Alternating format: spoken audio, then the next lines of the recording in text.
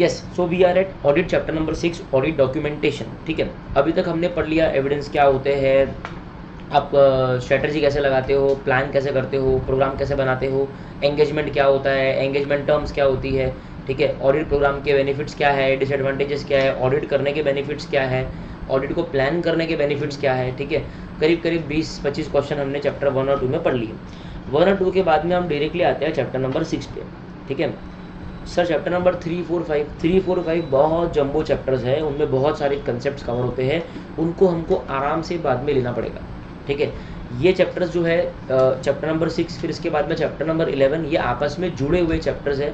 ये सब आउटर बातें करते हैं। ठीक है, जो कोर ऑडिट है, क्या बोलते हैं, कोर ऑडिट, वो चैप्टर 3, 4, 7, 5, 8 वो सब अब कोर ऑडिट पे आएगा। ये सब आउटर वाली जो बातें अभी वो कर रहे हैं।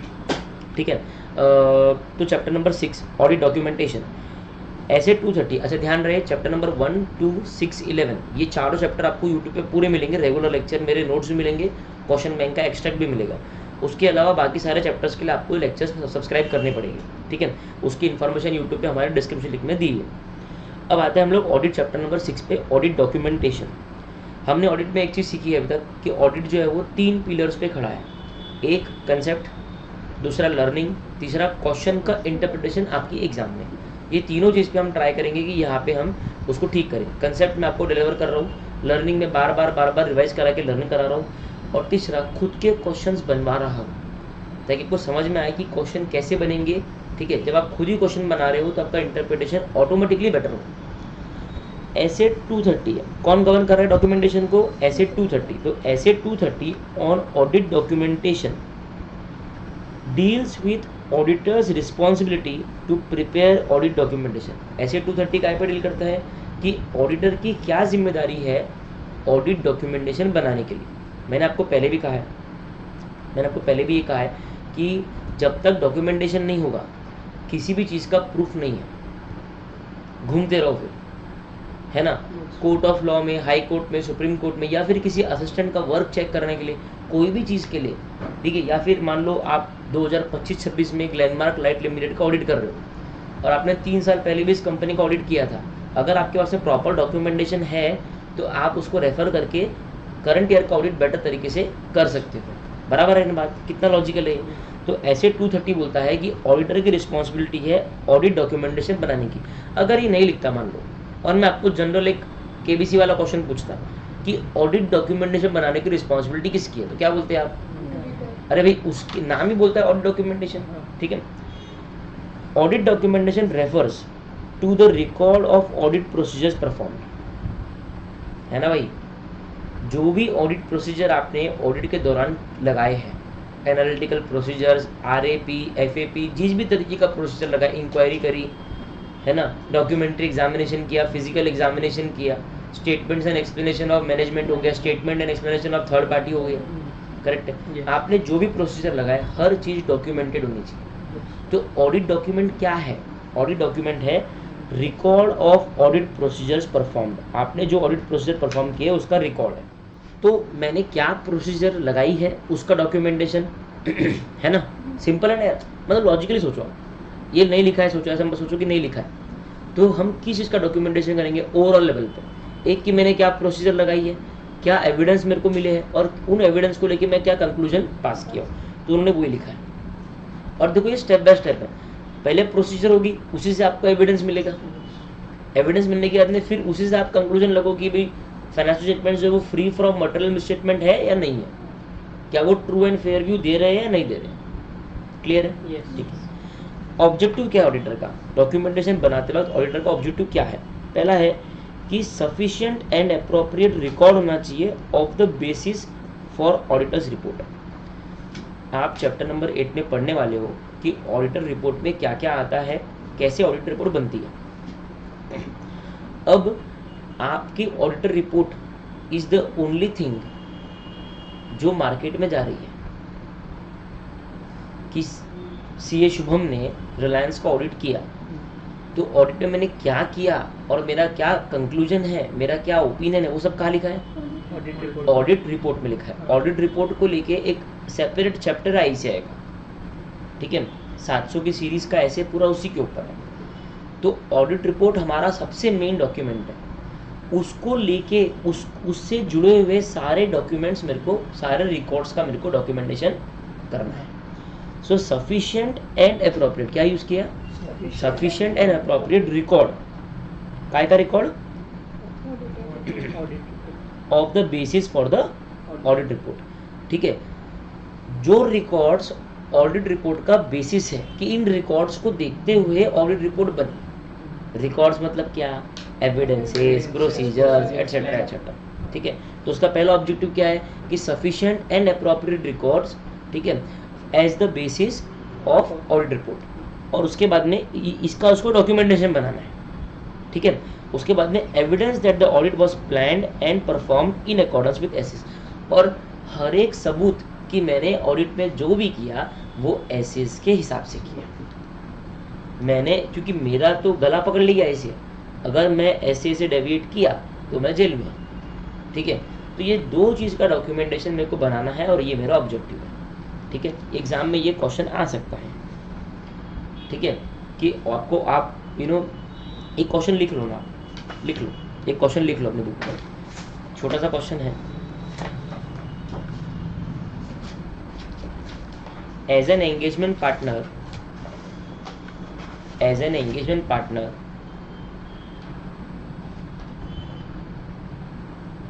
after completion of an engagement, you are in the process of preparation of audit documentation.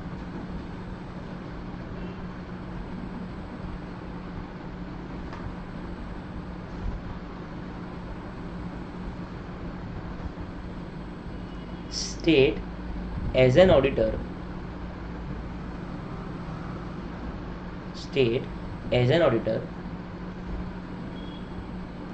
what are the objectives to prepare audit documentation?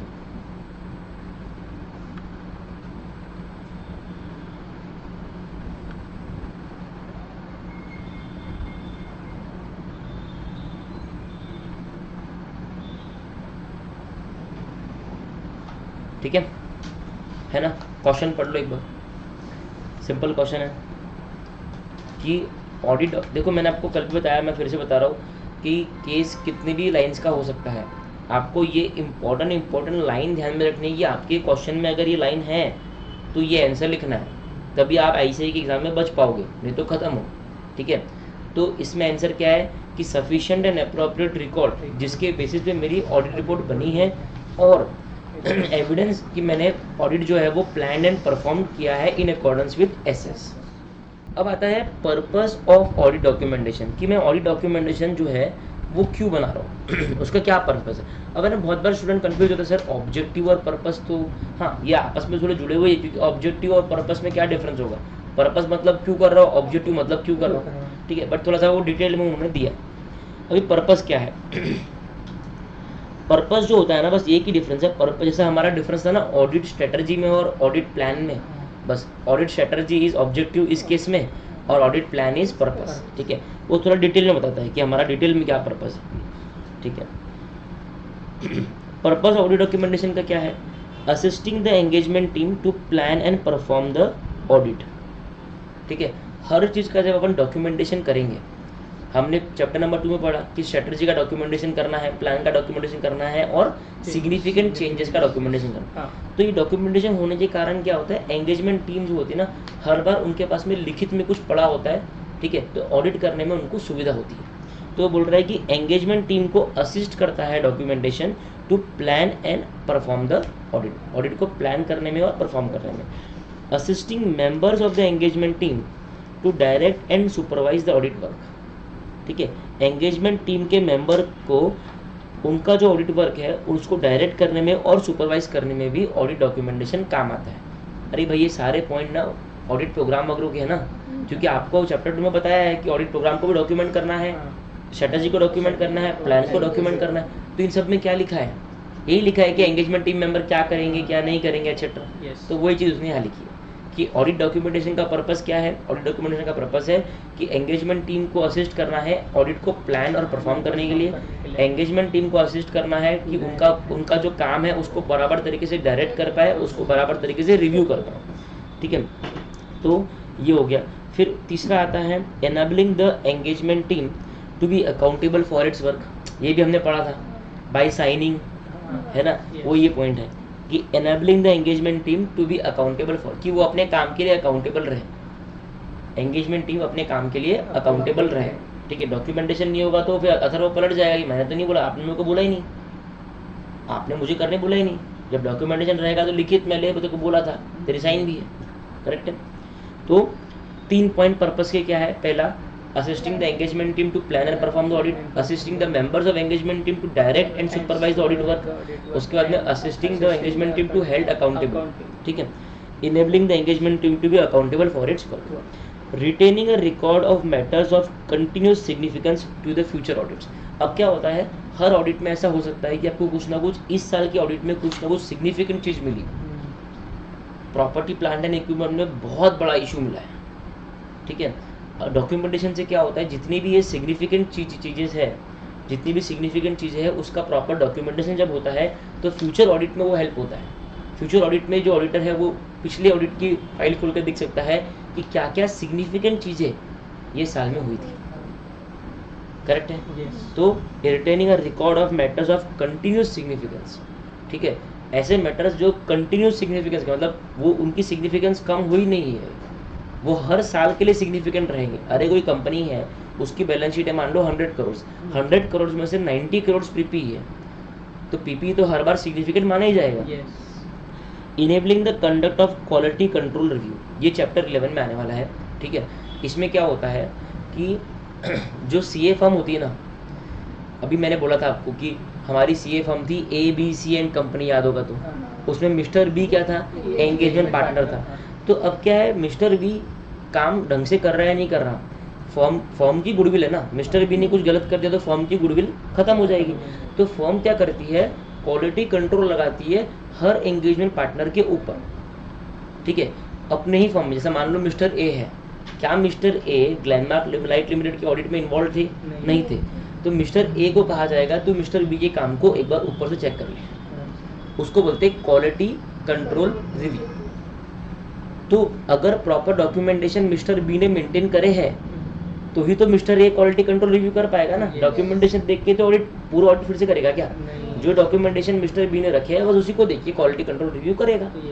तो enabling the conduct of quality control review, ये भी एक बहुत बड़ा पर्पस है audit documentation का। Enabling the conduct of external inspection, अब मान लो फर्म ने आपस में खुद में नहीं, आईसीआई ने बोला है मिस्टर बी के काम को हमको इंस्पेक्ट करना है, इसने कुछ तो करप्शन किया है, तो एक्सटर्नल इंस्पेक्शन भी कब हो पाएगा, जब डॉक्यूमेंटेशन मेंटेन्ड है। डॉक्यूमेंटेशन मेंटेन्ड ही नहीं है तो एक्सटर्नल इंस्पेक्शन हो पाएगा क्या।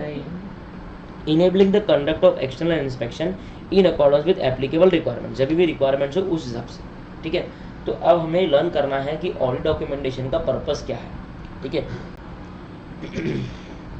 ठीक है, एक बार पहले बिना लिखे अपन एक बार लर्न करने का ट्राई करते हैं कि ऑडिट डॉक्यूमेंटेशन का पर्पस क्या है। अब इसमें देखो बहुत सिंपल है, 3 पॉइंट एंगेजमेंट टीम के थे। Assisting engagement team to plan and perform audit, assisting members of engagement team to direct and supervise their work, enabling the engagement team to be accountable for its work, ठीक है। तो यहाँ लिख देंगे, अगर आप चाहो, कंपलसरी नहीं, चाहो तो एक स्टिक नोट पे लिख के वहाँ पे स्टिकर लगा सकते हो, ठीक है। तो 3 चीज़ तो थी अपनी एंगेजमेंट टीम की। ये 3 में क्या था, एक था प्लान एंड परफॉर्म, एक था डायरेक्ट एंड सुपरवाइज उनके काम को, और एक था अकाउंटेबल। इसमें देखो फिर 2 पॉइंट, ठीक है, 2 पॉइंट है इंस्पेक्शन के, ठीक है, 2 पॉइंट है इंस्पेक्शन,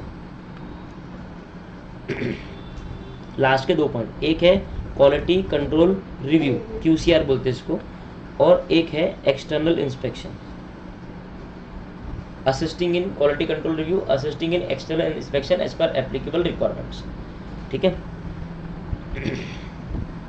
इसके बाद में एक पॉइंट था सिग्निफिकेंस, ठीक है, assisting the record of continuous significance, assisting the record of matters of continuous significance, matter of continuous significance for future audit। ठीक है, 6 पॉइंट हो गए, ये 6 पॉइंट थे, खत्म, राइट है ना। 3 पॉइंट सिमिलर है, 2 पॉइंट सिमिलर है और एक कंटिन्यूस सिग्निफिकेंस का। चलो फटाफट 2 बार लर्न करना है, फिर आगे बढ़ना है। एंगेजमेंट टीम मेंबर्स के तीनों पॉइंट बोल दो।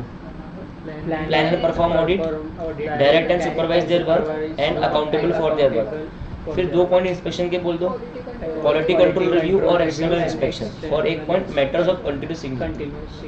ठीक है, मैटर्स ऑफ कंटिन्यूस सिग्निफिकेंस। ठीक है, हो गया। अगर बाई चांस लग रहा है कि लर्न नहीं हुआ तो पॉज करो, 2 मिनट लर्न करो, फिर आगे बढ़ना। ठीक है, एक और बोल देता हूँ। engagement team assisting engagement team members to plan and perform audit, assisting members of engagement team to direct and supervise their work, enabling the engagement team to be accountable for its work। ठीक है, enabling the conduct of external inspection as per the applicable requirement, assisting the quality control review, assisting the record of matters of continuous significance for future audits। ठीक है, done. अब आते हैं आगे वाला part. ठीक है, अब देखो, form, content and extent of audit documentation. अब आते हैं form and content of audit documentation. ठीक है, ऑडिट डॉक्यूमेंटेशन का फॉर्म और कंटेंट क्या है। ठीक है, अभी हमने देख लिया पर्पस क्या है, ऑब्जेक्टिव क्या है। अब हमें देखना है कि कैसे बनाने हैं। ठीक है, अब उस पर आ रहे हैं। तो फॉर्म, कंटेंट एंड एक्सटेंट। ठीक है, फॉर्म मतलब कैसे बनाने हैं, वर्ड डॉक्यूमेंट में बनाऊँ, एक्सेल में बनाऊँ, काय में बनाऊँ। कंटेंट मतलब क्या क्या लिखूँ, एक्सेल मतलब कितना लिखूँ। ठीक है, तो इसमें है ना 4 चीज़ें हैं। कितनी है? 4। और इनके ये 2 सब पॉइंट्स हैं। तो बेसिकली ये मैंने किस तरीके से बनाया है कि ये form, content and extent of audit documentation के ऊपर अगर क्वेश्चन एग्जाम में आता है, जो कि 100% कभी भी आ सकता है, तो इसके 4 पॉइंट है। ये नंबर 1 है, ये नंबर 2 है, ये नंबर 3 है, ये नंबर 4 है। और ये इनके 3, फर्स्ट वाले में 3 सब पार्ट है और थर्ड वाले में 3 सब पार्ट है। ठीक है, सेकेंड और फोर्थ में कोई सब पार्ट नहीं है। इतने डायग्राम में आपका फॉर्म और कंटेंट एक्सटेंट खत्म हो जाता है। एग्जाम में अगर आप इसको इस तरीके से भी लिखते हो तो it is well and good. तो पहला क्या है? The auditor shall prepare audit documentation that is sufficient to enable an experienced auditor having no previous connection with audit to understand. तो वो क्या बोलता है, अभी ICAI आपको गाइडलाइन दे रहा है कि जब तुम ऑडिट डॉक्यूमेंटेशन बना रहे हो तो उसका फॉर्म क्या रहना चाहिए, उसका कंटेंट क्या रहना चाहिए, कितने एक्सटेंट के ऑडिट डॉक्यूमेंटेशन बनाने हैं, ये डिपेंड करेंगे 4 चीज़ पे। पहली चीज़ वो बोलते हैं कि जब आपको ऑडिट डॉक्यूमेंटेशन बनाते वक्त ये ध्यान रखना है कि कोई भी एक्सपीरियंस्ड ऑडिटर अगर आपके ऑडिट डॉक्यूमेंटेशन को देखे तो उसको चीज़ें समझ आ जाए। बनाया सर मैंने, अपने हाथों से बनाया, लेकिन वो लैंग्वेज, वो लिखावट सिर्फ मैं ही समझ सकता हूँ, इतनी गंदी राइटिंग है। एक्सपीरियंस ऑडिटर या कोई भी ऑडिटर हो वो नहीं समझ पाएगा।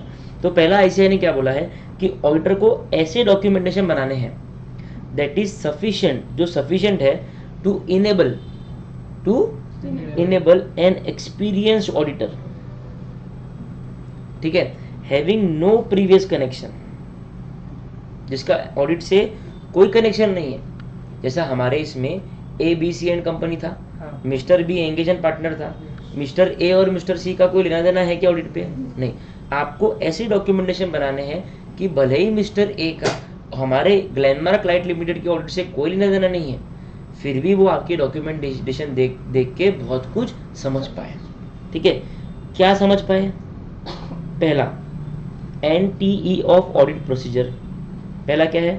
NTE of audit procedure. Simple है ना, कि क्या ऑडिट प्रोसीजर आपने लगाया है, nature, timing and extent.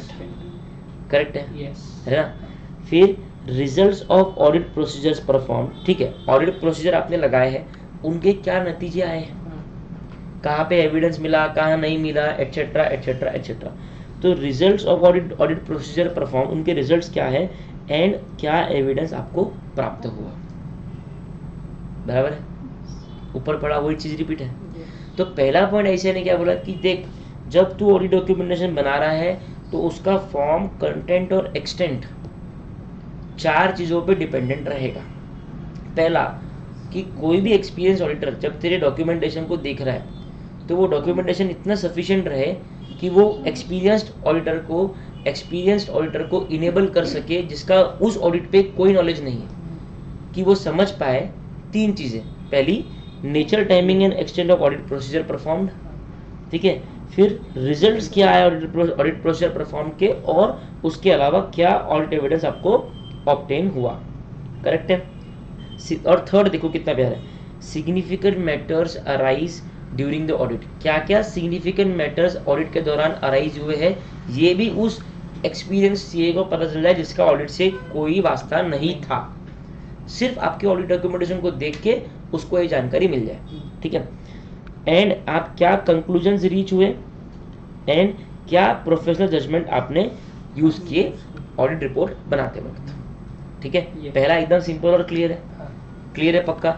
Anti of audit procedures perform, results of audit procedure performs and audit evidence obtain, significant matters arise during the audit, professional judgments made during the audits and your conclusions reached. ये सब experience auditor को समझ आ जाना चाहिए जब वो आपके audit documentation को देख रहा है। तो ये पहला चीज आपको ध्यान रखना है, ठीक है। सेकेंड चीज क्या है, फर्दर, पहले तीसरा वाला जो है उसको सेकेंड पकड़ेंगे अपन, ठीक है। Further in documenting the nature, timing and extent of audit procedures performed. जब आप ऑडिट डॉक्यूमेंटेशन में एनटीई of audit procedure perform document करना है ना, ऊपर पढ़े ना हमने कि जो ऑडिट प्रोसीजर परफॉर्म किए हैं, जो ऑडिट एविडेंस आपने ऑब्टेन किया, जब आप हमने पढ़ा था कि ऑडिट प्रोसीजर परफॉर्म करने हैं, करेक्ट है, उसका डॉक्यूमेंटेशन करना है, जो एविडेंस मिला है उसका डॉक्यूमेंटेशन करना है।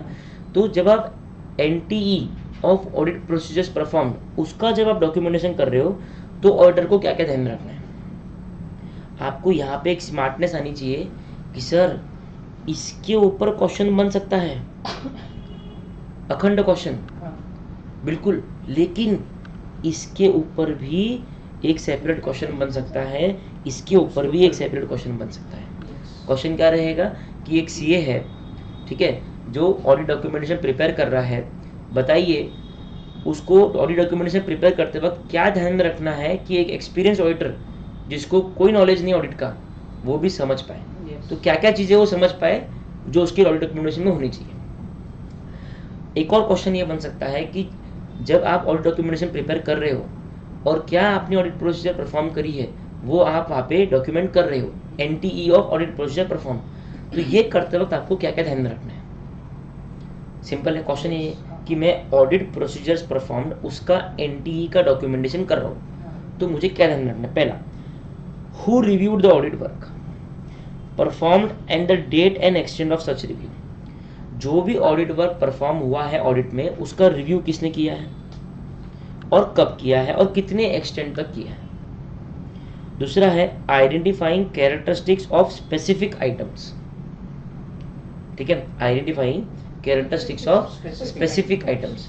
जो भी स्पेसिफिक आइटम्स आपने चेक किए हैं आप डॉक्यूमेंटेशन में लिख दो कि हमने इन्वेंट्री चेक करी तो इन्वेंट्री में पेंसिल की इन्वेंट्री इतनी थी, ट्यूबलाइट की इन्वेंट्री इतनी थी, उसमें भी एलईडी वाली अलग थी, ये अलग थी, समझ रहे हो। तो आपको स्पेसिफिक आइटम्स की कैरेक्टरिस्टिक्स आइडेंटिफाई करनी पड़ेगी कि मैंने इस पे ये प्रोसीजर लगाया, मैंने इस पे ये प्रोसीजर लगाया। तीसरा है कि ऑडिट वर्क किसने परफॉर्म किया है एंड कब वो ऑडिट वर्क कंप्लीट हुआ था। तो जब आप ऑडिट प्रोसीजर परफॉर्म्ड उसका एनटीई का डॉक्यूमेंटेशन कर रहे हो वो 3 चीजें ध्यान रखनी है कि who reviewed the audit work, when was the audit work reviewed and to what extent it was reviewed, who performed the audit work and when the audit work was completed, and तीसरा identify characteristics of specific items। एक बार बोल दो तीनों जल्दी जल्दी खुद से बोलो,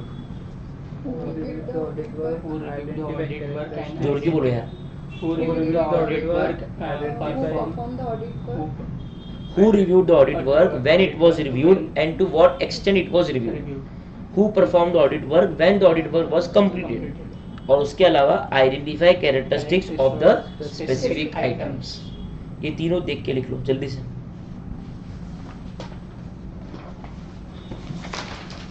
लिखो फटाफट।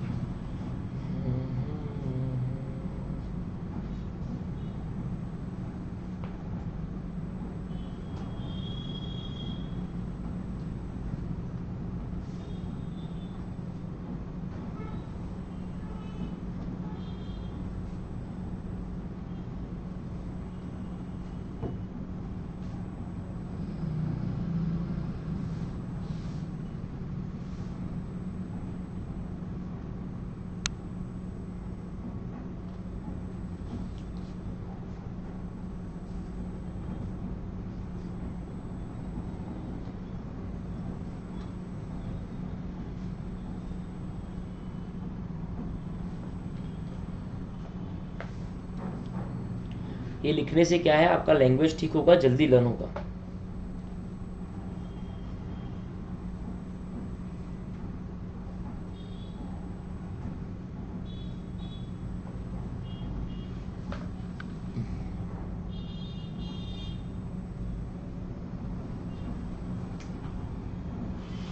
लिख लिया? अब है ना 2-3 क्वेश्चन लिखाता हूँ, लिखो। पहला क्वेश्चन लिखो, C A Shankar was appointed as an auditor of Reliance limited. C A Shankar was appointed as an auditor of Reliance limited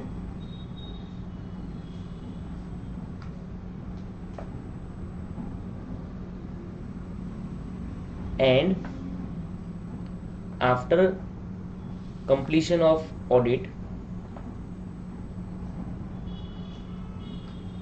he is preparing audit documentation as per the requirement of SA 230.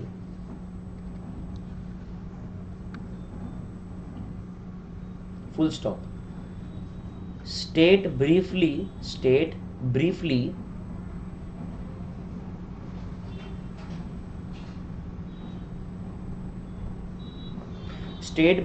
about the form, content and extent of audit documentation.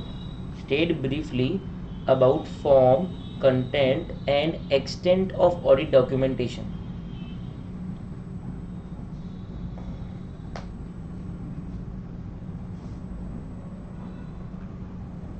ठीक है, तो ये पूरा आपका diagram जो है ये उसका आंसर है, जिसमें 4 पार्ट है, 4 में से 2 के 3-3 सब पार्ट है। एक और क्वेश्चन लिखो,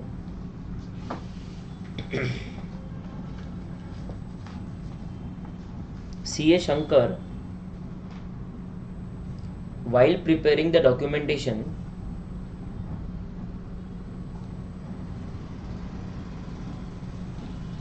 as per SA 230,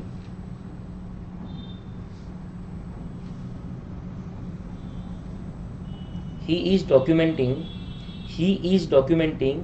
NTE of audit procedures performed. अभी तक की इंग्लिश का क्या मतलब हुआ? परफॉर्म्ड, ऑडिट प्रोसीजर्स परफॉर्म्ड, लिख दो। अभी तक की इंग्लिश का क्या मतलब हुआ? अभी तक की इंग्लिश का मतलब ये हुआ कि वो डॉक्यूमेंटेशन बना रहा है और वो ऑडिट प्रोसीजर जो परफॉर्म हुए हैं उनके NTE का डॉक्यूमेंटेशन कर रहा है। सिंपल सा क्वेश्चन है, state what points he should consider while documenting this. State what points he should consider while documenting this. Correct है?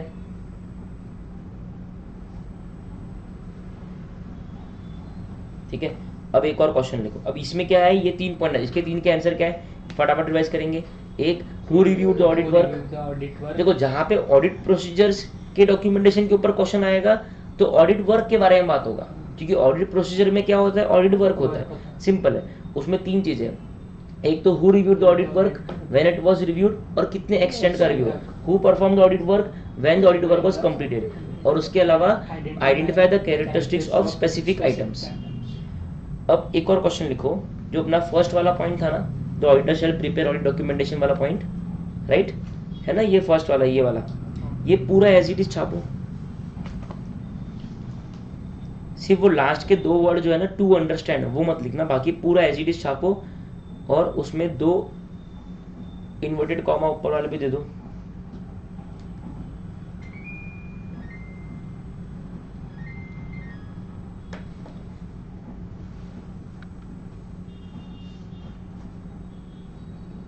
The auditor shall prepare audit documentation that is sufficient to enable an experienced auditor having no connection with audit to understand. To understand मत लिखना, auditor को ऐसे audit documentation बनाने चाहिए जो sufficient हो कि एक एक्सपीरियंस पर्सन जिसका कोई कनेक्शन ऑडिट से नहीं है वो कुछ चीजें समझ पाए, एटलीस्ट ये नीचे की 3 चीजें समझ पाए। ठीक है, लिख दिया? ठीक है, विद ऑडिटर तक लिख दिया ना, ठीक है ना, वो क्लोज कर दो, इन्वर्टेड कॉमास क्लोज कर दो और वहां पे लिखो please explain. Please explain. ICI ऐसा भी क्वेश्चन पूछता है, स्टेटमेंट दे देगा, बोले कि एक्सप्लेन करो, तो हम क्या एक्सप्लेन करेंगे, सेम क्वेश्चन रिपीट करेंगे आंसर में और आगे लिखेंगे कि टू अंडरस्टैंड 3 चीज़ें। तो अल्टीमेटली आईसीआई ये बोल रहा है कि आपको ऐसे डॉक्यूमेंटेशन बनाने चाहिए जो एक्सपीरियंस्ड ऑडिटर ये 3 चीज़ें समझ पाए, क्या प्रोसीजर परफॉर्म किए थे, क्या एविडेंस प्राप्त हुए और क्या कंक्लूजन्स रीच हुए। ठीक है, अब ये सेकेंड वाला पढ़ लो, फॉर्म कंटेंट और एक्सटेंट। जो अपना फर्स्ट क्वेश्चन मैंने लिखा है ना आपको इसमें फॉर्म कंटेंट वाला, उसके 2 पॉइंट हमने ऑलरेडी लिख लिया है ना, एक तो एक्सपीरियंस ऑडिटर वाला और एक ऑडिट प्रोसीजर डॉक्यूमेंटेशन वाला। अब आता है the auditor shell document discussions of significant matters with management, कि आपने मैनेजमेंट से क्या सिग्निफिकेंट मैटर डिस्कस किया। अरे होगा ना भाई, जो भी सिग्निफिकेंट मैटर ऑडिट में आपको मिले हैं वो आप मैनेजमेंट से डिस्कस करोगे, बिना डिस्कस करे मन से लिख दोगे कुछ भी, है ना, मैनेजमेंट आपको समझाएगा ना उसको लेके। तो आपने ऐसे क्या सिग्निफिकेंट मैटर्स मैनेजमेंट से डिस्कस किए वो भी आपको आपकी डॉक्यूमेंटेशन में कंपल्सरीली लिखना है।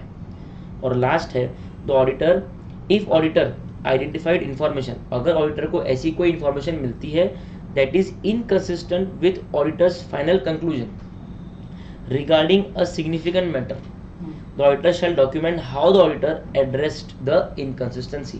सर इसका क्या मतलब हो, सिंपल सा पॉइंट है, देखो क्या हुआ इसमें, ये क्या बता रहा है इसमें, ये बता रहा है इसमें, वो बता रहा है कि मान लो पीपीई है, मान लो पीपीई है, ठीक है, इसको लेके ये एक सिग्निफिकेंट मैटर है, पीपीई क्या है, एक सिग्निफिकेंट मैटर है, इसको लेके एक कंक्लूजन ऑडिटर ने बना लिया था, ठीक है।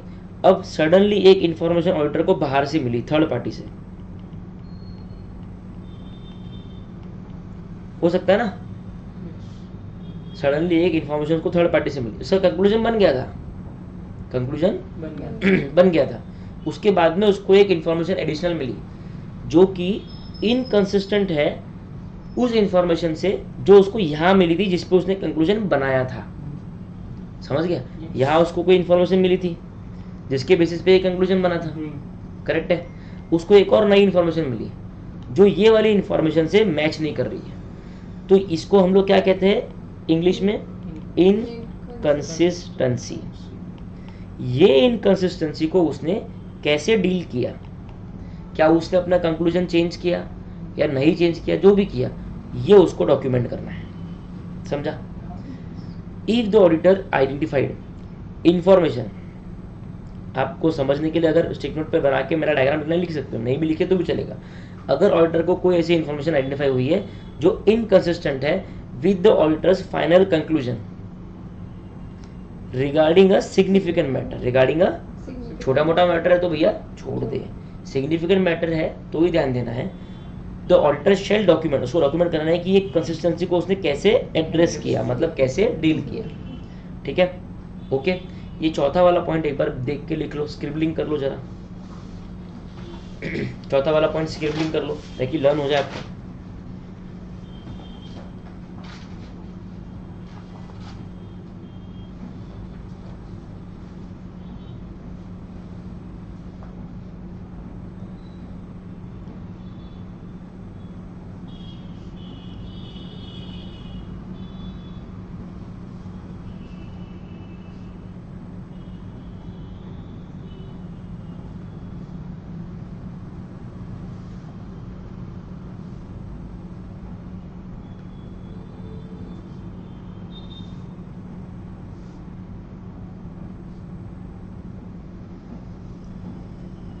ये सब मैं जो स्क्रिबलिंग करा रहा हूँ ये बहुत इंपॉर्टेंट है, ये आपको करनी चाहिए। मैं लेक्चर को रोक के स्लिपिंग करा रहा हूँ ताकि आप लिख लिख के ऑडिट का प्रैक्टिस करें।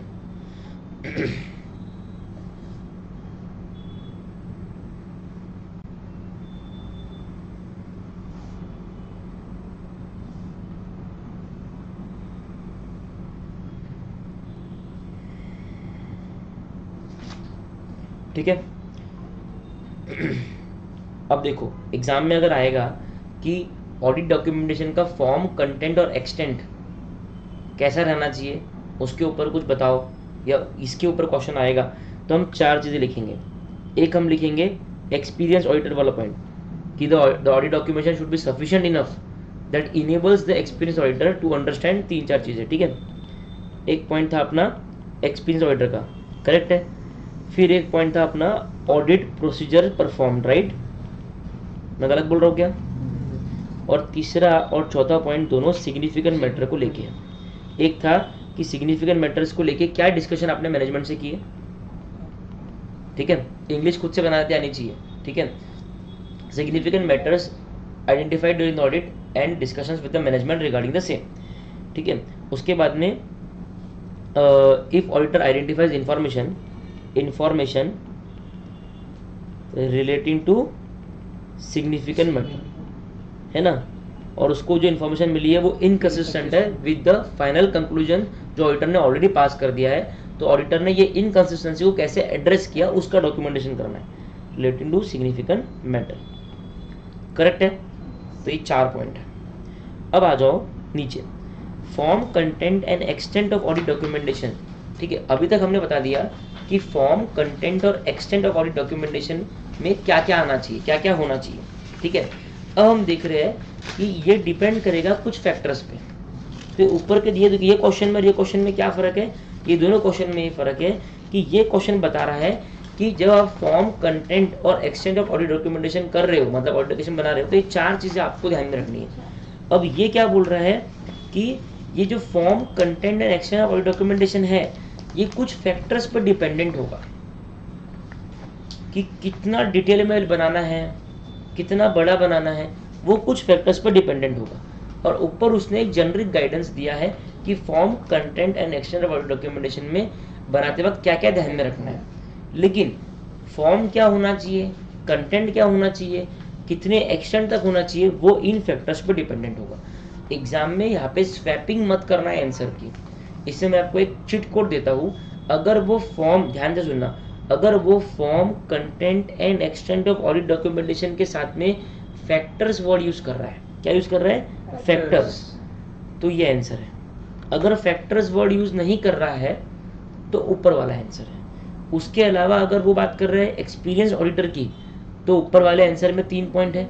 अगर वो बात कर रहे हैं कि ऑडिट प्रोसीजर परफॉर्म्ड जो है उसका एंटी डॉक्यूमेंट करते वक्त क्या क्या ध्यान में रखना है, तो वो 3 पॉइंट है। उसमें 3 पॉइंट क्या थे कि ऑडिट वर्क किसने रिव्यू किया, कब किया, राइट, और कैसे किया, ऑडिट वर्क किसने परफॉर्म किया, कब तक खत्म हुआ, आइडेंटिफिकेशन ऑफ सिग्निफिकेंट मैटर्स, ठीक है।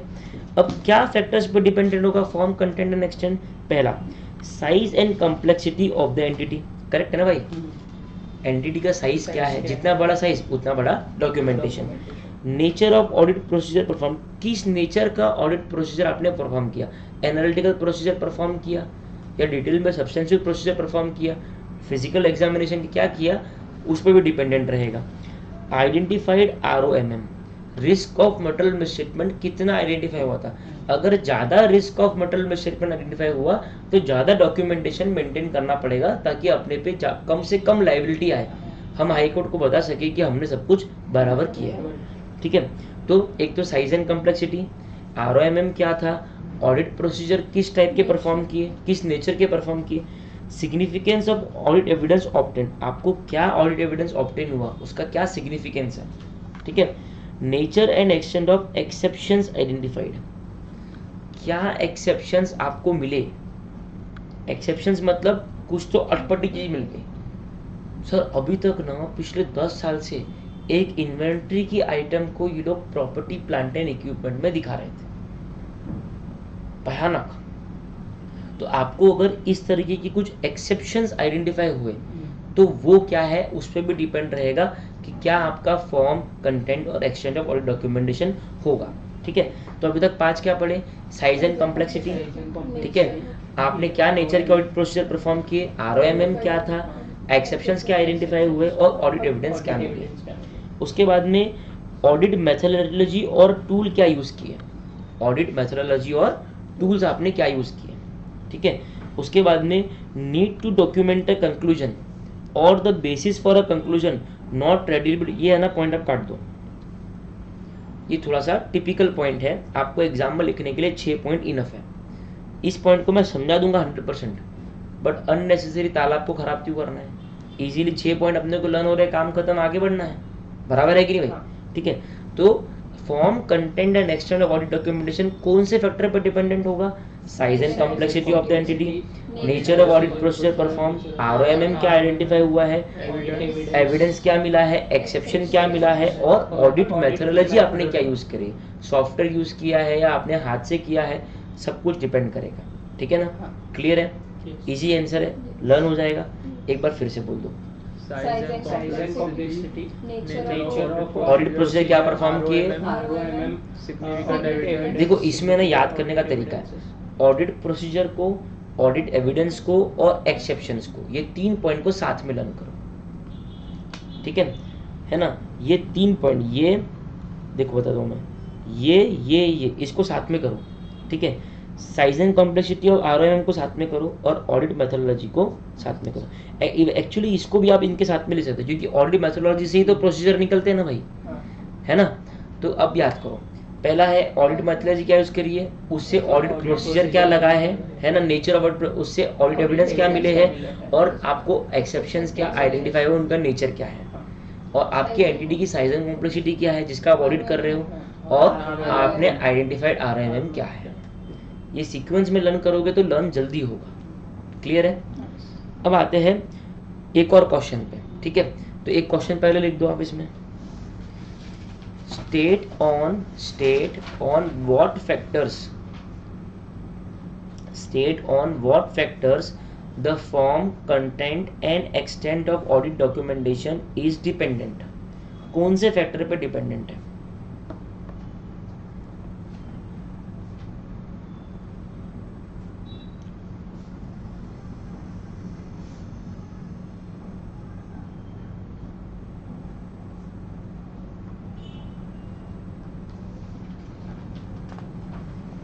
ठीक है, एक और क्वेश्चन लिखो,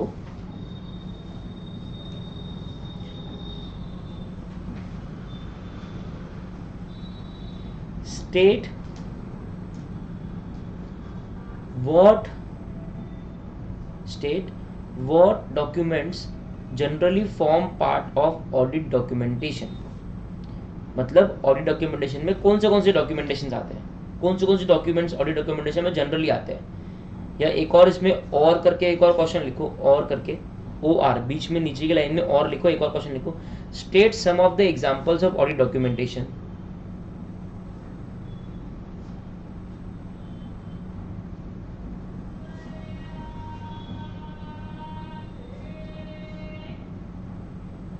ठीक है,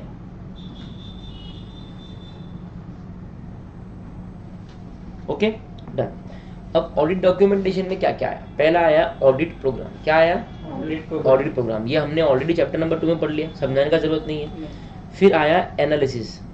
सर इसमें ना स्ट्रेटजी, ऑडिट प्लान, ये क्यों लिखा है, ये इन्होंने सिर्फ एक लिस्ट दी है, इसमें हजारों डॉक्यूमेंट आएंगे। इन्होंने ये लिस्ट दी और ICI तो पता ही आपको, अपने को रट्टा करना पड़ेगा, इसको यही लिखना पड़ेगा। आप एग्जाम में जाके ऑडिट स्ट्रेटजी, ऑडिट प्लान लिखोगे ना, उसको मार्क्स नहीं मिलेंगे। ठीक है, अगर ये क्वेश्चन आया तो कि ऑडिट डॉक्यूमेंटेशन में क्या क्या इंक्लूड होता है, तो ऑडिट प्रोग्राम होता है। इन्होंने यहाँ पे सिर्फ ऑडिट प्रोग्राम इसलिए लिया है क्योंकि सबसे डिटेल्ड होता है ये, है कि नहीं, गलत बोल रहे हो। ठीक है, फिर आता है एनालिसिस, कि आपने क्या क्या एनालिसिस करी है ऑडिट के दौरान। फिर आता है इश्यूज मेमोरेंडा, मतलब आपको क्या क्या इश्यूज मिले हैं ऑडिट के दौरान, आपको क्या क्या इश्यूज मिले हैं, उसका एक अलग मेमोरेंडम ऑफ अकाउंट्स बनता है जो ऑडिटर बनाता है, ताकि उसको वो मैनेजमेंट को दे पाए कि भी देखो हमको ये इश्यूज मिले हैं। ठीक है, उसके बाद में समरी ऑफ सिग्निफिकेंट मैटर्स, क्या क्या सिग्निफिकेंट मैटर्स आपको मिले हैं। फिर letter of confirmation and representation. ठीक है, लेटर ऑफ कंफर्मेशन मतलब क्या होता है, ये बेसिकली एक टेक्निकल टर्म है, इसको हम लोग बोलते हैं LC। इसमें क्या होता है कि आप थर्ड पार्टी से, हमने पढ़ा था ना शायद चैप्टर 1 या 2 में, आप थर्ड पार्टी से भी कंफर्मेशन लेते हो। सिर्फ मैनेजमेंट की बात मानोगे क्या, नहीं, थर्ड पार्टी से भी कंफर्म करेंगे, देख भाई इसके बैलेंस शीट में लिख रहा है कि तेरे ऊपर 3 लाख रुपए देने हैं, क्या तू सही में देना है क्या, तो वो कंफर्म करेगा एक लेटर पे, ईमेल पे या खत चिट्ठी, ठीक है, कि हाँ मेरे को 3 लाख देने हैं या नहीं देने हैं, तो उसको बोलते हैं letter of confirmation. And representation मतलब क्या होता है, जब आप कोई चीज़, सुनो मेरी बात, जब आप ये चीज़ वैसे आगे आने वाली है चैप्टर नंबर 7 में, जब आप कोई चीज़ थर्ड पार्टी से लेते हो तो उसको बोलते हैं लेटर ऑफ कंफर्मेशन। जब आप कोई चीज़ मैनेजमेंट से लेते हो तो उसको बोलते हैं रिप्रेजेंटेशन। तो आप डेटर का कंफर्मेशन पहले मैनेजमेंट से लोगे और फिर आप कंसर्न डेटर से भी एक थर्ड पार्टी कंफर्मेशन लोगे, ठीक है। उसके बाद में चेकलिस्ट होता है ना, आप अपने आर्टिकल को चेकलिस्ट देते हो कि भाई तेरे को इन्वेंट्री में ये चीज़ चेक करनी है, ये हो गई चेकलिस्ट, ठीक है। उसके बाद में करस्पॉन्डेंस, जैसे कि ईमेल हो गए, correspondence concerning significant matter, significant matter को लेके आपने क्या क्या ईमेल्स भेजे हैं मैनेजमेंट को, उसका भी डॉक्यूमेंटेशन में पार्ट फॉर्म होता है, ठीक है। तो ये एक रट्टा करने वाली लिस्ट है, ओके। तो इसको सर कैसे लर्न करें, मैं बताता हूँ कैसे लर्न करें, ठीक है। यहाँ पे सिग्निफिकेंट मैटर के 2 पॉइंट है, बराबर है, करेक्ट है ना। एक है समरी ऑफ सिग्निफिकेंट मैटर और एक है correspondence concerning significant matter. Significant matters को लेके आपने ईमेल का आदान प्रदान क्या किया, ठीक है।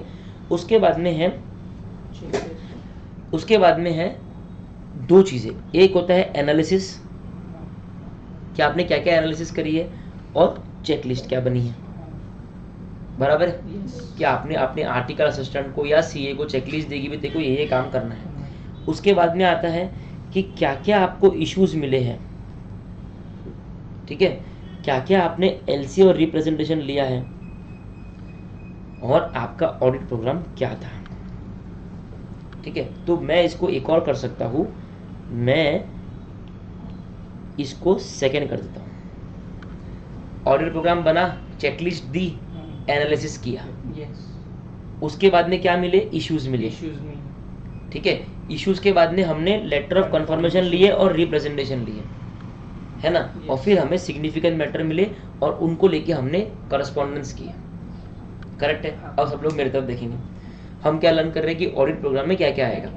पहला आएगा ऑडिट प्रोग्राम, उसके बाद में हमने चेकलिस्ट दी, हमने एनालिसिस की, एनालिसिस करके हमको सिग्निफिकेंट मैटर्स मिले, ठीक है, इश्यूज मिले, issues memoranda, significant matters, summaries of significant matters, ठीक है। फिर सिग्निफिकेंट मैटर्स को लेके करस्पॉन्डेंस हुए, correspondence concerning with significant matters, ठीक है। एंड लास्ट है letter of confirmation and representation. हो गया लर्न, थैंक यू बोल दो, ठीक है, ओके। अब आते हैं ऑडिट फाइल पे, ठीक है। अब ऑडिट फाइल जो है ना, ये ऑडिट डॉक्यूमेंटेशन से थोड़ा सा डिफरेंट होता है। ऑडिट डॉक्यूमेंटेशन तो एक ओवरऑल टर्म है, ऑडिट फाइल क्या है, 1 or more folders or other storage media, correct है। कंप्यूटर पे C drive, D drive, pen drive, hard disk, ये सब वो हो गए, एक या एक से ज़्यादा फोल्डर्स या फिर स्टोरेज मीडिया, इसको बोलते हैं ऑडिट फाइल, ठीक है। 1 or more folders or other storage media in physical या फिर इलेक्ट्रिक फॉर्म। फिजिकल फॉर्म मतलब बही खाता, इलेक्ट्रिक फॉर्म मतलब computer, pen drive, hard disk, containing the record that comprise the audit documentation for a specific engagement। ऊपर हमने जो audit documentation पढ़ा ना, उसके बारे में ये बोल रहा है, ठीक है। तो ऑडिट फाइल क्या है, ऑडिट फाइल एक ऐसी जगह है, ध्यान से सुनना, ऑडिट फाइल एक ऐसी जगह है जहाँ पे ऑडिट डॉक्यूमेंटेशन रखा हुआ है, बोल सकते हैं ना।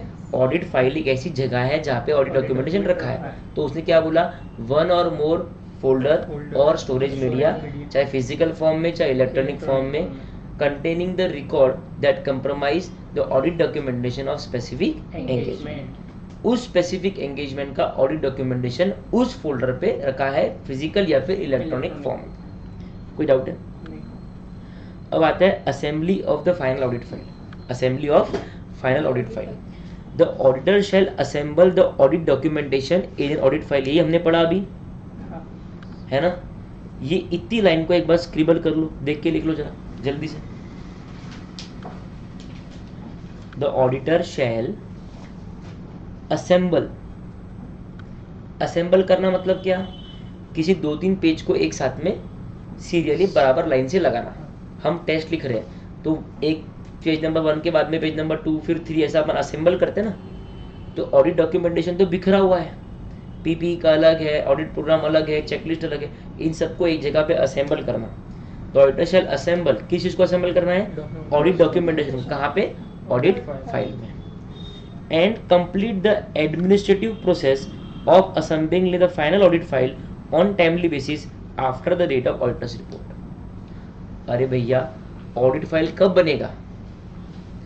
ऑडिट रिपोर्ट के बाद नहीं बनेगा ना यार, समझे नहीं? आपको ऑडिट हायर हुआ है, अपॉइंट लिखता हूँ यहाँ पे मैं, आप ऑडिट पे गए, प्लान वैन बनाया, स्ट्रेटजी वेटर्जी बनाई, ठीक है, एंगेजमेंट लेटर वेटर हो गया, फिर आपने प्रोसीजर परफॉर्म किए, करेक्ट है। प्रोसीजर परफॉर्म करने के बाद में आपने ऑडिट रिपोर्ट बनाई, मतलब कंक्लूजन बनाए, आपको यहाँ पे क्या मिला? एविडेंस मिला होगा, करेक्ट है। ये सब हो गया, ऑडिट रिपोर्ट बना दी आपने, मैनेजमेंट को दे दी, ठीक है, पब्लिश हो गई ऑडिट रिपोर्ट, है ना। इसके बाद में तो ऑडिट फाइल बनेगा, सारा काम जब तक हुआ ही नहीं तो ऑडिट फाइल कैसे बनेगा? सबसे लास्ट स्टेज है ये, ठीक है। तो ये बोल रहा है कि on timely basis after the date of auditor's report, अगर आपकी ऑडिटर रिपोर्ट की डेट है 30 मई 2026, तो ऑडिट फाइल की डेट क्या होगी? 31 मई 2026 या फिर उसके बाद। SQC1 quality control for firms require firms to establish policies for timely completion of the assembly audit file. Sir ये क्या है? ये अपन पढ़ेंगे, कहाँ पढ़ेंगे? चैप्टर 11 में पढ़ेंगे कि SQC क्या होता है। बेसिकली फर्म के खुद के आपस में अंदर की पॉलिसीज होती है, तो ये पॉलिसी में लिखा होना चाहिए कि ऑडिट फाइल कब बनेगी और कैसे बनेगी। इस पॉइंट को एक बार के लिए इग्नोर कर दो, ये आगे कवर होगा। एन अप्रोप्रिएट टाइम लिमिट, अब ICAI अगर टाइम लिमिट नहीं देता, एक बार ध्यान देना, अगर ICAI टाइम लिमिट नहीं देता कि ऑडिट फाइल कब तक बनना चाहिए, तो कोई भी CA बनाता क्या? इस साल की ऑडिट फाइल, इस साल के ऑडिट की ऑडिट फाइल अगले साल बनती, होता ना ऐसा। ICAI ने टाइम लिमिट दे दी कि an appropriate time limit within which assembly of final audit file is ordinarily complete should not be more than 60 days after the audit report date. तो अगर 30 मई की ऑडिट रिपोर्ट डेट है तो वहां से 60 दिन के अंदर ऑडिट फाइल बन जानी चाहिए, वहां से 60 दिन के अंदर ऑडिट फाइल बन जानी चाहिए, करेक्ट है। उसके बाद में आता है चेंजेस में however be made to the audit document. अभी देखो हर जगह पे आप कोई ICAI में आंसर लिखते हो, गलत लिख दिया तो क्या करते हो? काटते हो और वापस लिखते हो। जिंदगी का नाम है बदलाव, तो चेंजेस तो हो सकते हैं। तो चेंजेस में however be made to the audit documentation during the final assembly process if they are administrative in the nature. अब देखो ये आपका ऑडिट डॉक्यूमेंटेशन है, मान लो ऑडिट प्रोग्राम, करेक्ट है, ये आपकी चेकलिस्ट है ना, ये आपके कंफर्मेशन है, पढ़ा ना हमने ऑडिट डॉक्यूमेंटेशन में क्या क्या आएगा, ठीक है, ये आपके एनालिसिस है ना। इन सब को मिला के, इन सब को असेंबल करके क्या बन रहा है? Final audit file. ये बनता है ऑडिट रिपोर्ट डेट के बाद। मैं गलत बोल रहा हूँ? यहाँ तक क्लियर? अब आप मेरे को बताइए, जब आप ऑडिट फाइल बना रहे हो तो आप इनमें कोई चेंजेस कर सकते हो क्या? नहीं, क्योंकि ऑडिट तो खत्म हो गया, यस, ऑडिट रिपोर्ट भी बन गई, उसके बाद में आप फाइनल ऑडिट फाइल बना रहे हो, कुछ भी चेंज करोगे तो उम्र कैद हो जाएगी आपको, बराबर है। तो वो ये बता रहा है आपको कि अगर मान लो एरिथमेटिकल इश्यूज है, छोटे छोटे इश्यूज है, तो आप चेंज कर सकते हो। जैसे कि मान लो ऑडिट प्रोग्राम की स्पेलिंग गलत लिखी है, चेंज करना चाहिए ना, अच्छा लगेगा क्या एज अ CA, है ना। तो इस तरीके के चेंजेस आप कर सकते हो। चेंजेस में however made to the documentation during the final assembly process if they are देखो क्या वर्ड यूज किया है, जोर की बोलो, एडमिनिस्ट्रेटिव। अगर वो चेंजेस एडमिनिस्ट्रेटिव है तो ही कर सकते हो। एग्जाम्पल, अब उसने एग्जाम्पल भी दिया है बेचारे ने कि ऐसे चेंजेस क्या होंगे। पहला, डिलीटिंग सुपरसीडेड डॉक्यूमेंटेशन। मतलब सुपरसीडेड का मतलब क्या होता है? छोटा, मैं ही बताऊंगा, देखो मोबाइल में देखो, देखो देखो देखो देखो, कोई बिना काम का हाँ? या मतलब देखो ना, देखो ना, इतना रिलेवेंस ना हो ऑडिट रिपोर्ट। मैं बताता हूँ।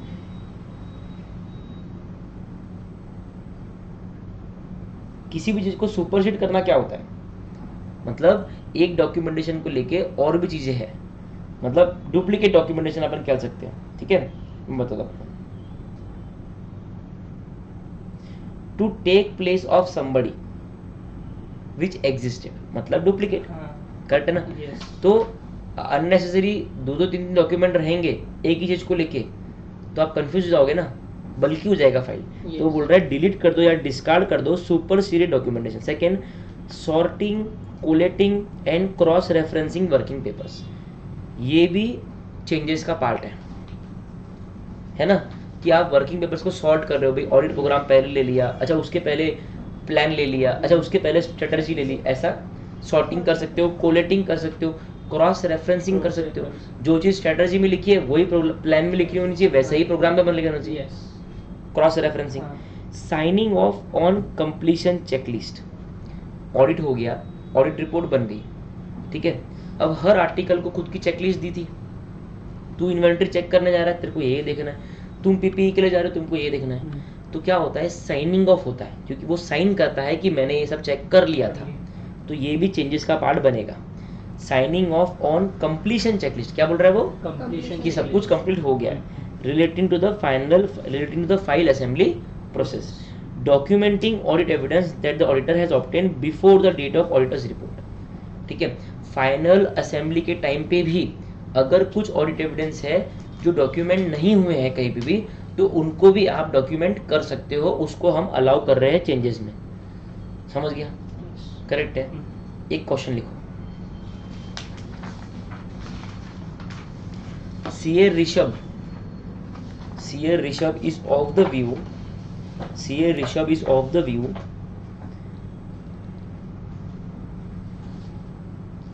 that no changes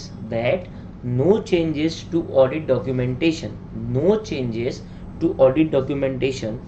can be made during the final assembly process। कोई चेंज नहीं हो सकता ऑडिट डॉक्यूमेंटेशन में, full stop. State whether you agree or disagree, बराबर है ना क्वेश्चन। ऋषभ बोल रहा है कि कोई चेंज नहीं होता। अबे ऋषभ, कहाँ से सीए किया, किसका ऑडिट का लेक्चर देखा है कि नहीं? तो हम क्या आंसर लिखेंगे, changes can be made if they are administrative in the nature.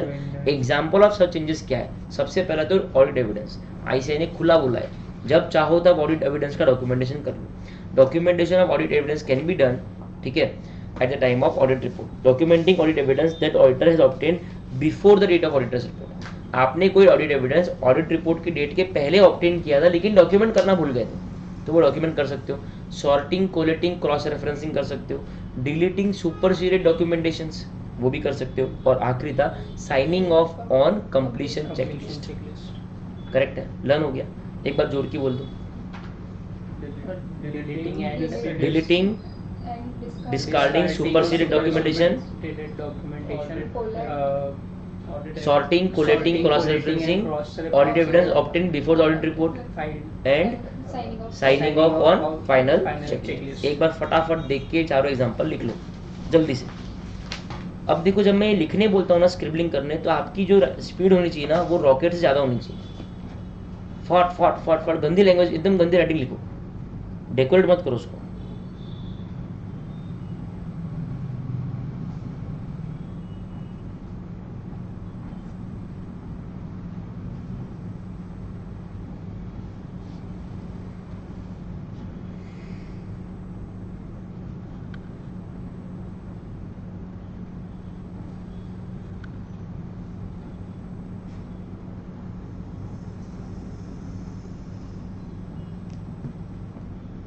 जल्दी जल्दी लिखो, फास्ट।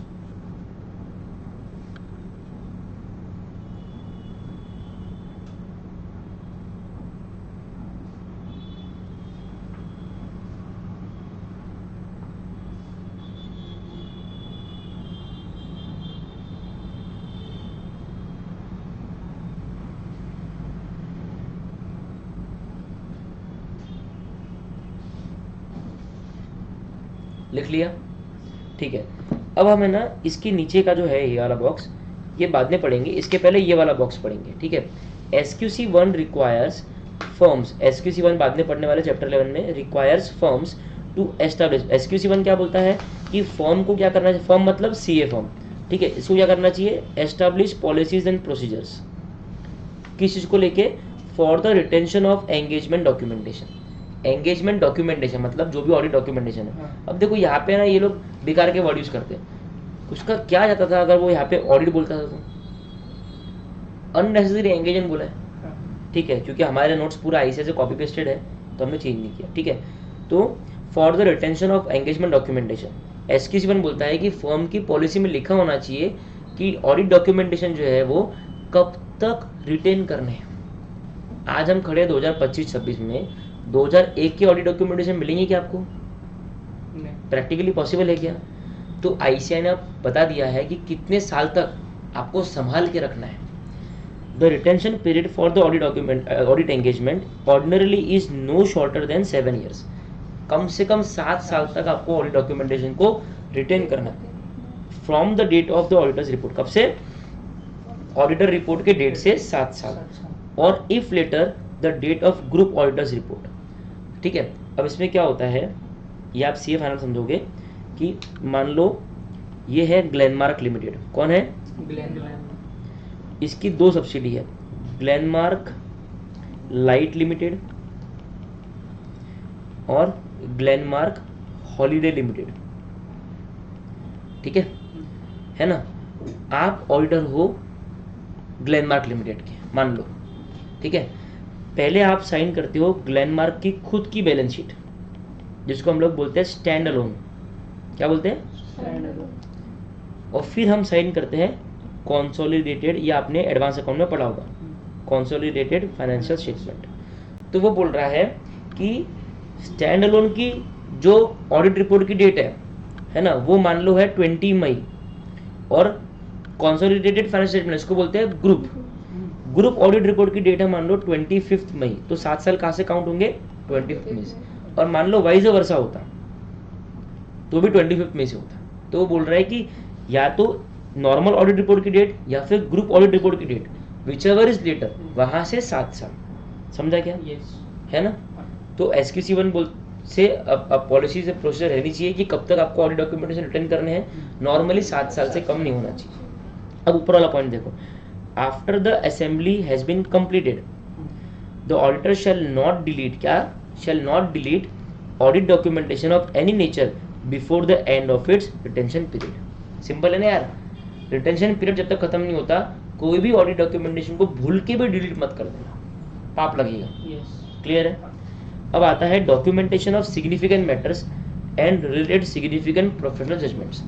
ऑडिट के दौरान बहुत सारे सिग्निफिकेंट मैटर आपको ध्यान में आते हैं, बहुत सारे सिग्निफिकेंट प्रोफेशनल जजमेंट आप लगाते हो एज एन ऑडिटर, ठीक है। तो ये सब आपको डॉक्यूमेंट करना चाहिए। उसके ऊपर डिटेल में आईसीआई ने कुछ दिया है। Judging the significance of matter requires an objective analysis of the facts. कौन सा मैटर सिग्निफिकेंट है, कौन सा मैटर सिग्निफिकेंट नहीं है, ये उसके फैक्ट्स से मालूम पड़ेगा। करेक्ट है। An important factor in determining the form, content and extent of all documentation of significant matter is the extent of professional judgment exercised in performing the work। Sir क्या मतलब हुआ? बहुत सिंपल। मान लो PPE को लेके 4 matter हमको ध्यान में है। कितने? 4 मैटर। मैं सिंप्लिसिटी के लिए समझाने के लिए बोल रहा हूँ। Matter number 1, matter number 2, matter number 3, matter number 4, ठीक है। इस पे तो अपन ने जजमेंट बना लिया इमीडिएटली, समझ लो आप हाफ आवर में बना लिया। कितने में? आधी घंटे में अपना जजमेंट बन गया। इसको लेके अपना जजमेंट बन गया 1 घंटे में। इसको लेके जजमेंट बन गया 2 घंटे में मान लो। इसको लेके बना 5 दिन में। कौन सा मैटर सिग्निफिकेंट है? क्योंकि इसमें प्रोफेशनल जजमेंट लगाने में काफ़ी टाइम लगा, मतलब ये जेन्युइनली सिग्निफिकेंट होगा। तो वो ये बता रहा है कि एक इम्पॉर्टेंट फैक्टर ये डिटरमाइन करने में कि सिग्निफिकेंट मैटर क्या है, वो है कि एक्सटेंट ऑफ प्रोफेशनल जजमेंट, कितना प्रोफेशनल जजमेंट आपने लगाया, उस पर डिपेंड होगा कि वो मैटर सिग्निफिकेंट है कि नहीं। Documentation of the professional judgment made where significant serves to explain the auditor's conclusion, ठीक है। आपने क्या प्रोफेशनल जजमेंट लगाए हैं, इसका डॉक्यूमेंटेशन आपके पास में अगर होगा ना, तो इससे एक मालूम पड़ता है कि आप कंक्लूजन्स पे कैसे आए। नहीं तो पता चलेगा क्या? नहीं। जब तक डॉक्यूमेंटेशन नहीं होगा आपको पता नहीं चलेगा कि आपका कंक्लूजन जो रीच हुआ है ये कैसे रीच हुआ है। Such matters are of particular interest to those responsible for reviewing audit documentation. जो लोग ऑडिट डॉक्यूमेंटेशन को रिव्यू करते हैं उनके लिए तो सिग्निफिकेंट मैटर बहुत इंपॉर्टेंट है। ठीक है सर, इसका एग्जाम में कुछ, मेरे को नहीं लगता इसका एग्जाम में कोई बहुत रिलेवेंस है। ठीक है, लेकिन एमसीक्यू के लिए या फिर आप लर्न करो, डेफिनेटली लर्न करने में कोई बहुत बड़ी बात नहीं है, हमने बहुत बार इसको पढ़ चुके हैं। अब लास्ट है कंप्लीशन मेमोरेंडम या फिर audit documentation summary. The auditor may consider it helpful to prepare and retain, prepare भी करना है और संभाल के भी रखना है, as a part of audit documentation a summary. ठीक है, क्या, एक समरी दैट डिस्क्राइब्स क्या सिग्निफिकेंट मैटर आइडेंटिफाई हुए थे और वो कैसे एड्रेस हुए थे। अब क्या है ना भैया, ऑडिट डॉक्यूमेंटेशन बनाते बनाते बहुत बल्कि हो जाता है, 500 पेज की फाइल है सर, सब कुछ लिखा है, मजा आ गया, कुछ भी नहीं छोड़ा है। ठीक है भैया, कोई दिक्कत नहीं है, लेकिन मेरे को सिर्फ सिग्निफिकेंट मैटर देखने हैं, ढूंढ के दे, ढूंढ रहा है, 1 घंटा लग गया। अर्जेंट था भाई, पनवेल निकलना है राइट। तो बोल रहा है कि ये हेल्पफुल रहेगा कि एक समरी आप प्रिपेयर कर लो जिसमें सिर्फ इतना लिखा हो कि सिग्निफिकेंट मैटर क्या आइडेंटिफाई हुए थे और आपने उसको कैसे एड्रेस किया था। ओनरशिप ऑफ ऑडिट डॉक्यूमेंटेशन, एक बार बिना देखे प्लीज मत देखो, ओनरशिप ऑफ ऑडिट डॉक्यूमेंटेशन किसकी होगी बताइए, कौन ओनर होगा ऑडिट डॉक्यूमेंटेशन का? ऑडिटर।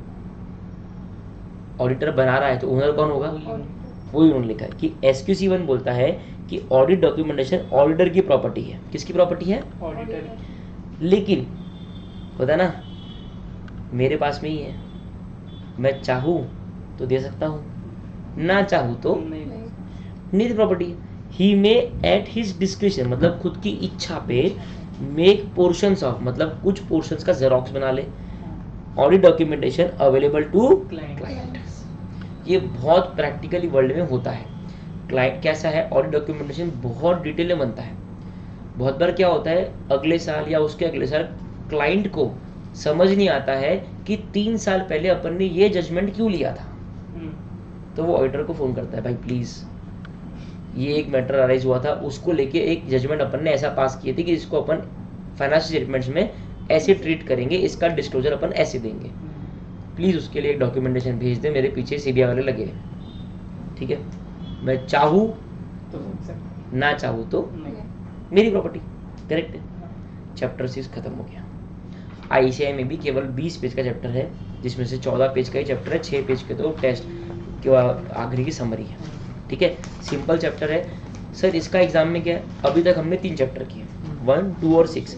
चैप्टर 1 का कंपलसरी एक क्वेश्चन डिस्क्रिप्टिव में आता है और एक या 2 मार्क का MCQ में आता है। चैप्टर 2 की कंपलसरी 2 क्वेश्चन डिस्क्रिप्टिव में आते हैं और 1-2 मार्क का मिनिमम MCQ में आता है। ठीक है, तो चैप्टर 1 का वेटेज कितना हुआ, करीब करीब 6 मार्क, और 2 का वेटेज हुआ करीब करीब 10 मार्क। चैप्टर 6 का एक क्वेश्चन MCQ में कंपलसरी आता है, मतलब 2 मार्क का मिनिमम वेटेज है। डिस्क्रिप्टिव में क्या होता है कि किसी एक अटेम्प्ट में आया तो अगले में नहीं आएगा, अगले में आएगा, या 2 अटेम्प्ट में लगातार आएगा, तीसरे में नहीं आएगा, समझ रहे हो। पर अगर हम 4 अटेम्प्ट का क्लस्टर ले तो 2 अटेम्प्ट में तो एक क्वेश्चन इसका आ ही जाता है, घिसा पिटा। ठीक है, अब हम अगला चैप्टर लेंगे जो कि है चैप्टर नंबर 11, वो थोड़ा बड़ा है। चैप्टर 11 का एक क्वेश्चन कंपलसरी आता है और दूसरा क्वेश्चन अल्टरनेटिव आता है। किसी अटेम्प्ट में 2 क्वेश्चन आएंगे, किसी अटेम्प्ट में 1 आएगा, किसी अटेम्प्ट में 2 आएंगे, लेकिन चैप्टर 1 का तो 1 ही आएगा। ठीक है, सिमिलरली चैप्टर 11 में भी 1 से 2 MCQ, चैप्टर 11 में नॉर्मली 2 MCQ आते हैं। ठीक है, तो उसका वेटेज कितना हो गया, 8 से 10 मार्क। तो ये जो मैं आपका यूट्यूब पे लेक्चर डाल रहा हूँ, चैप्टर 1, 2, 6, 11, इसमें भी करीब करीब 25 मार्क का ऑडिट का कवरेज हमने कर दिया है। अगर आपको हमारे लेक्चर अच्छे लगे तो आप चैप्टर 11 के बाद में हमारे लेक्चर को सब्सक्राइब कर सकते हो। हमारे एप्लीकेशन पे, लैपटॉप पे, सब जगह पे लेक्चर चलेंगे।